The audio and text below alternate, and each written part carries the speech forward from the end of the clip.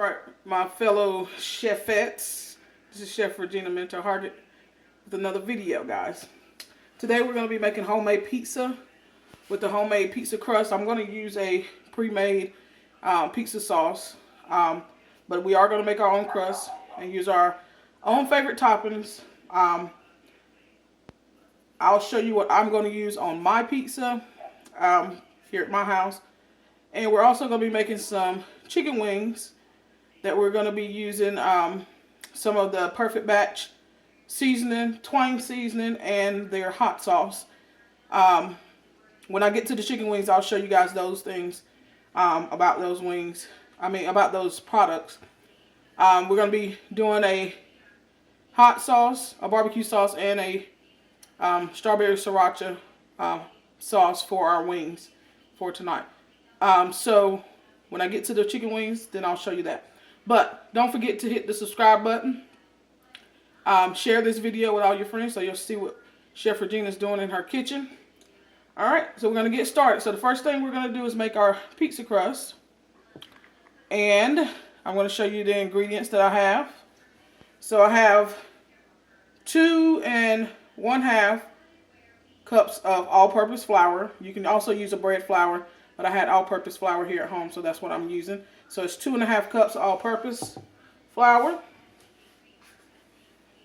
2 1/4 teaspoons of active dry yeast. You can buy them in the little packets. I had at my house here already the big jar. So I measured out 2 1/4 teaspoons, which is 1 packet of the dry active yeast. You're going to need 2 tablespoons of olive oil, extra virgin olive oil. 1 teaspoon of white sugar. And 1 teaspoon of salt. And 1 cup of warm water. Make sure it is warm. Okay.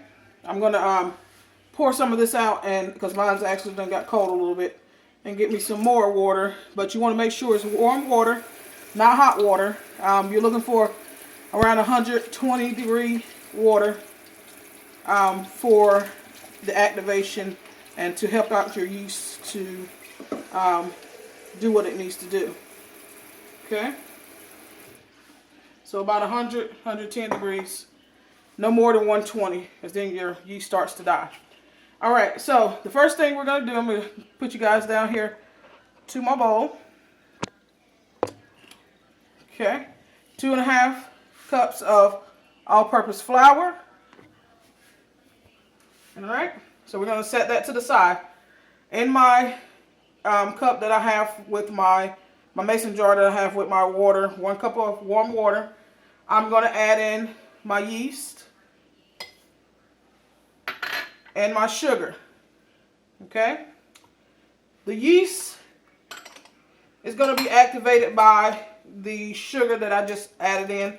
The sugar is to help feed the yeast to get it back living again, because it is a living organism, or at this point when it was dry it was kind of dormant, but the warm water and the sugar will wake it back up. Okay, so I'm going to let this sit to the side for about 5 minutes. Okay, while I'm doing that, letting that sit to the side, to my flour, I am going to add my salt, 1 teaspoon. And this salt is going to activate the yeast as well. It's going to tenderize my dough as I knead it. And I'll show you guys about kneading when I get to adding my liquid ingredients. But it's going to act as a tenderizer to make my pizza crust nice and chewy. Okay, you don't want a tough pizza crust, and you don't want something that's too crispy, but a nice chewy crust, like a hand tossed pizza crust that you may get at like Pizza Hut or Marco's Pizza here locally in North Carolina, if I have some subscribers who don't live in North Carolina.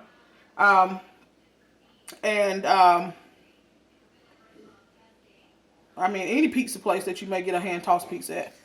Papa John's or whatever. Okay, I'm going to set this to the side, guys. Just because I have to wait for my yeast to activate. It's going to get nice and frothy, bubbly. And once I see that starting to happen, then I'll add it to my flour. Okay, so I'm going to set that aside. So while that is doing what it's doing, what I'm going to do is prepare my toppings for my pizza. So I have onions. Okay, I have a bell pepper. I'm going to do some mushrooms. The mushrooms are already sliced. I bought these pre-sliced. I'm going to do a pepperoni, and this is just some store-bought pepperoni. Of course, cheese. You can choose whatever type of cheese you like. I just got the store brand. Okay. I'm going to do some sausage, which I've already cooked. And if you're doing something like sausage or bacon, you want to pre-cook those things prior to putting it on your pizza, so to make sure during the cooking process of the pizza crust that it gets cooked, okay? So always make sure you pre-cook your meat, okay? The sauce I'm going to use is a ragu, simply, no sugar added, 100% olive oil, marinara sauce that I'm going to use to sauce my pizza with, okay? So those are all the toppings I'm going to use today. You can choose to use some ground beef if you like, olives. I mean, the list goes on and on. There are so many different things that you can add to the pizza, okay? But I'm going to be using these ingredients today. So what I'm going to do, get my containers for my onions and peppers. I'm going to start with my bell pepper. If you want to use a red bell pepper, you can. I just got green. If you want to use a yellow bell pepper, you can do that as well. So what I'm going to do, I cut two small sides off of my bell pepper, if you can see here, just two sides, because I don't want too much. And I'm just going to do a bâtonnet cut, which is a 1/4 inch thick stick cut, about 2 inches long, for my bell pepper. Okay. So that's a bâtonnet cut on that. I think that's going to be plenty of peppers. If you want to add more, you can add more. I don't want too much, so I'm just going to do about half of the bell pepper. Okay. My next thing I'm going to do is an onion, and this onion kind of feels like it's getting a little over. You know how onions start to get when you have them for a couple days or for about a week. Start to feel a little soft. Okay. What you do is just peel off that part that feels like it's getting soft, and you can still use the inner portion of your onion. Okay. So don't just throw it away unless it's bad all the way through. Okay. I'm going to cut off both ends. Okay. I'm going to slice it in half, and I'm probably only going to use about half of this onion. I'm going to do the same thing, 1/4 inch thick pieces. These look like half moons. Okay, and that's because of the way the onion is shaped. Okay, so I use a half of an onion, and that was a small onion. But by all means, if you feel that you need to add more, then add more. Okay, so those are the veggies that I needed to cut up that I hadn't had, that I didn't already have pre-done. Like I said, my mushrooms are already pre-sliced. I'll give those a rinse before I put them. Actually, I'll go ahead and do that now. Take out a few of the mushrooms to add to my pizza. I'm going to get those rinsed off before I use those. Okay.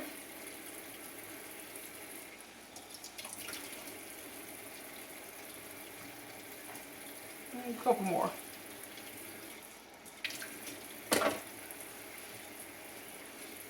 All right. So there I have my mushrooms that are already pre-sliced.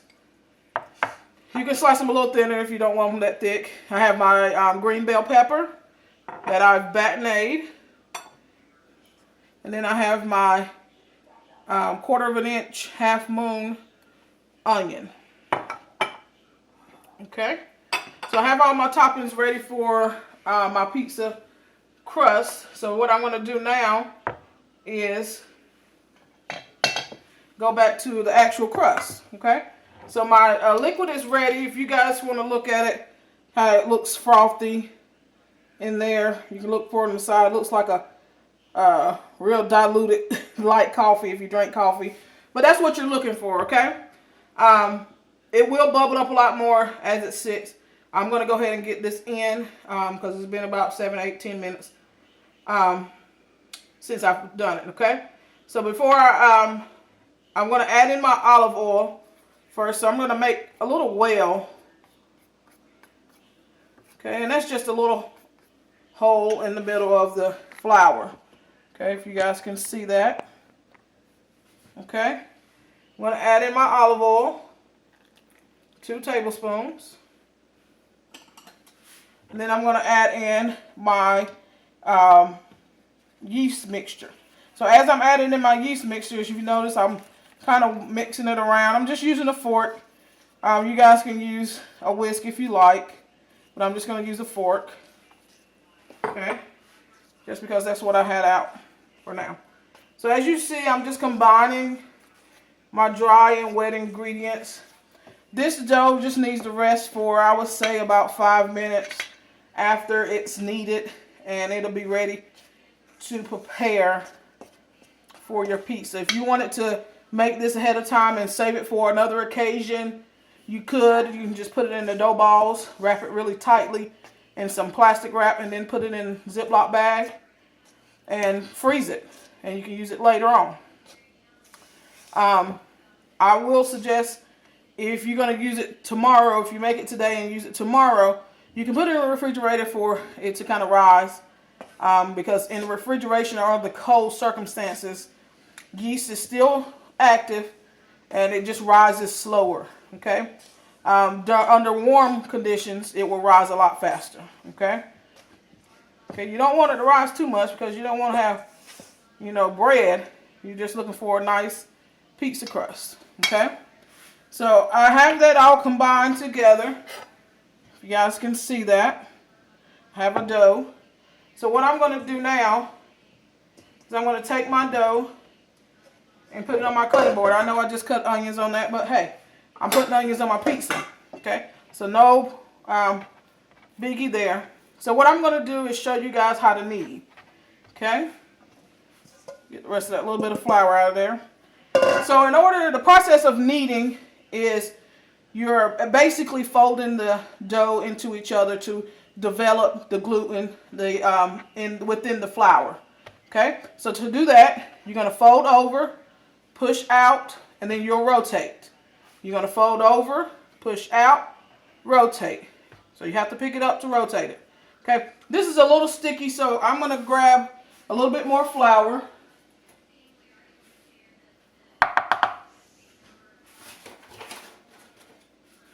Okay, so if you need more flour, grab more flour for your kneading.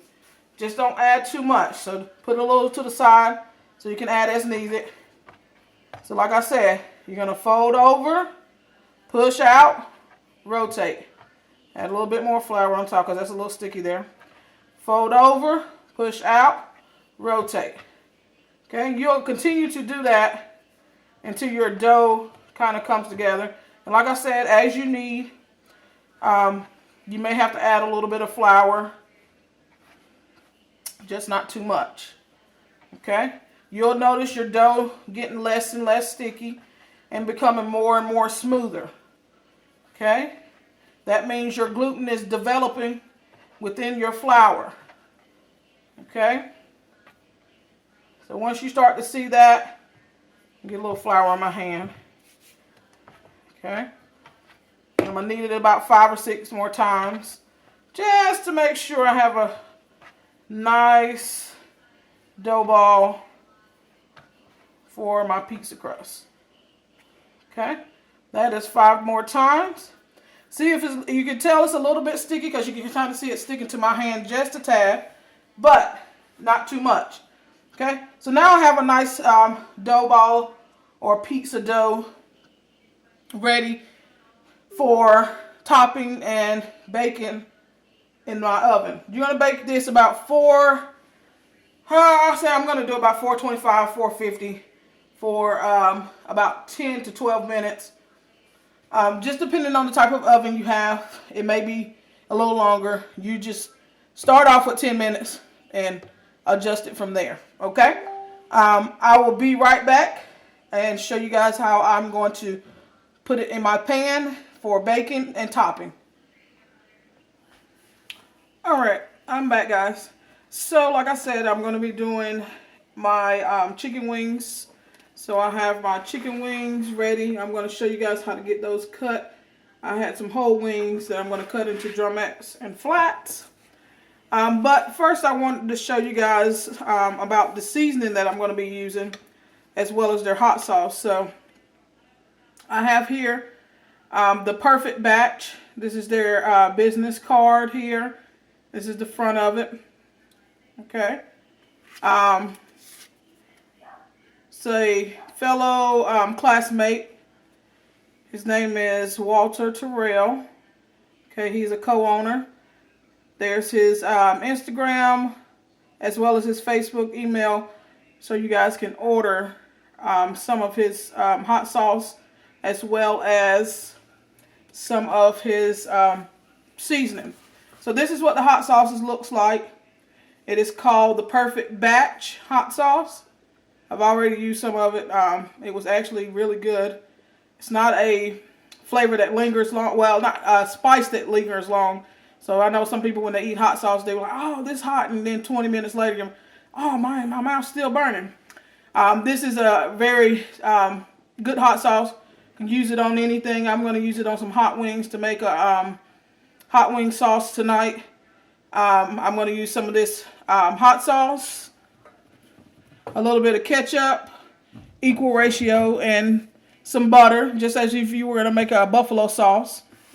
I'm going to bake my chicken wings. I'm not going to fry them, but I'm going to bake them, and then I'll toss them in the sauce and then put them back in the oven to get them nice and crispy caramelized. And this is the seasoning that I'm going to be using. It's called the Twang Spice. Very good. I had some of this yesterday. I put on some pork chops. If you go look at that video, the pork chops was the bomb, I'm telling you guys. It can be used on anything. I've used it on the fries, like fried french fries, to as like a seasoning salt. There's not a lot of salt in here, but it is a very good enhancer for like french fries or any meat, chicken, pork, beef, I'm sure. But I've used it on pork and fries so far, but I'm going to use it on chicken wings tonight. So I'm going to use this Twang seasoning to bake my chicken wings in. Okay. This is a little brochure, I guess you can call it, or a postcard that they sent with my sauce that I ordered. And I'll just read you to what it says on the back. It says, the Perfect Batch was developed as a part of the hot sauce movement in the food industry. Developed and tested by experienced food industry experts to bring forth a product that is exceptional, a product with exceptional flavor. TBP is distinctly different from most products currently on the market. Most current market products are highly concentrated with vinegar base and low in flavor. This sauce is very flavorful, guys. Now we bring forth a new product with a combination of more flavor, heat, and special ingredients developed to enhance an overall taste of food, not just to make the same food taste hot. We have created what we call the Perfect Batch hot sauce. It enhances the flavor of a variety of food, as well as provide the intense heat our customers enjoy in the future. In the future, we will continue to develop and test market other products for future flavor enhancers under the brand name The Perfect Batch. And it just lists their Facebook, their Instagram, and their email. I'll put those in the description so you guys can go like their page on Facebook and Instagram, and also so you can order some. All right. I'm going to be doing a giveaway of a combination of the Twang Spice and the hot sauce. Okay? I'll give you all the details at the end of the video of what you need to do in order to be entered into the giveaway. Alright? So the first thing I'm going to do, I'm going to get a couple of sauces started to put on the stove to kind of heat up and get it to the consistency that I'm looking for, okay? So I'm going to put you down to my cutting board where I have my pots. I have 2 pots. I'm going to be doing a perfect batch, like a buffalo sauce. And then I'm also going to be doing a strawberry sriracha wing sauce. Okay? So I'm giving y'all all my secrets, of course. That's what you do when you're on YouTube or you're a YouTuber. Especially if you're cooking. Okay? So the first thing I'm going to do is I'm going to get a spoon out. Forgive me for not already having this ready. But nevertheless, that's what I'm doing. Alright, so what I'm going to do in my silver pot is where I'm going to put in my strawberry sriracha. So this is a homemade strawberry jam that I had bought. Well, I didn't buy it. Somebody gave it to me as a gift. So I'm going to be using that today. So it's a homemade strawberry jam. Okay. You can buy strawberry jam in the grocery store, whatever brand you want. So I'm just going to put, I'd say about a half a cup of that into my pot. Okay. I'm going to add, I have some sriracha hot chili sauce that I'm going to be using. Give that a little shake, guys, before I actually use it. I'm going to put about 2 tablespoons of that into my strawberry jam. So that's 1, and that's my second one. Okay. I don't know if you guys have ever eaten at Buffalo Wild Wings. They used to have, I used to work there, just FYI, and they have a limited LTO, limited time offer, and they have a strawberry sriracha sauce. And when I tasted that, guys, it was off the chain. And it's very simple to make. I'm going to add about 2, maybe 1 tablespoon of water, just to kind of thin that out just a little bit. Okay. I actually went with 2 tablespoons of water. I'm going to allow this to cook, or simmer down on top of the stove top. And that's basically all it is. It's like a strawberry jam. You can make your own strawberry jam if you want. I just had some in the refrigerator that someone had given me, so I'm going to use that. But you can make your own. It's very simple. Maybe I'll do a video of that in the near future. Alright. In my other pot, I'm going to be doing my perfect batch buffalo sauce. So I'm going to use some ketchup. I'm going to go with, let me see. I don't think I'm going to go with 1/4 of a cup of ketchup. So when you're making this sauce, you want to use the 1-to-1 ratio. So if you do 1/4 cup of ketchup, you're going to do 1/4 cup of the hot sauce. Okay, so equal parts. Okay.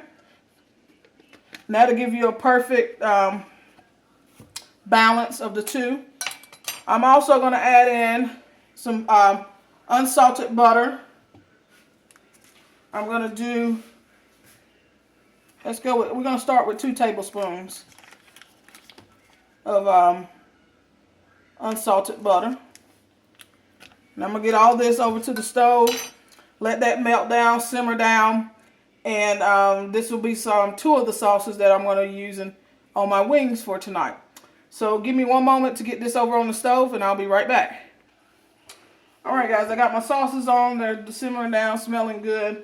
I'm going to prepare my chicken wings now. Like I said, I had some whole chicken wings in the refrigerator or the freezer, so I pulled those out. And I'm going to cut off the wing tip and separate my drummy from my flap. Okay? Real simple to do. So what I'm going to do, hopefully you guys can see this. I have a chef knife. I'm going to lay my chicken wings so the skin side is on the cutting board. Okay? You want to be able to feel for the indentation or the space between the flat here and the drummy here. Okay? That's where you're going to put your knife. Okay? You're going to make a little slit so you can kind of see in there. That way you can see a little bit better. So you want to cut between the joints. And it should be a very simple cut. Okay, I'm in there. You'll feel a little tendon, so you got to cut through that as well. So I can see where my joints connect, which is about right here, guys. Okay, so what I'm going to do is cut right through that and show you guys how easy it is. Went forward one time, came back one time, and I was through my chicken wing. Okay, I'm also going to cut off this little wing part here. You're going to do the same thing. Find that joint where they're connected. You can also, once you get a cut into the skin, you can kind of bend it back so you can actually see where it separates. So we're going to use these two pieces and those little wing tips. If you want to keep them on your chicken, you can. That's totally up to you. I'm not going to use them for anything, so I may use them later on for like a chicken stock or something like that. Okay, but for today, I'm not going to use them. But if you like that piece, some people like to chew on it or eat it to get their money's worth from their chicken. You can do that. Okay. I'm just not going to use it personally. Okay. I'm putting all of my chicken into my baking pan that I'm using. So the pieces that I've cut are going into my baking pan that I'm going to season with my Twang seasoning. Okay. Make sure you guys go get you some, because it is good. And when I say it's good, it is good. I was glad that I kind of seen on Facebook one day, my classmate posted, I want to say it was some shrimp and grits or something. It was a picture of some food that he had made, and he had the hot sauce drizzle over it. And I was like, man, that looks good. So I was like, where can I get some of that? Told him, I need some of that hot sauce. So he sent me the link. And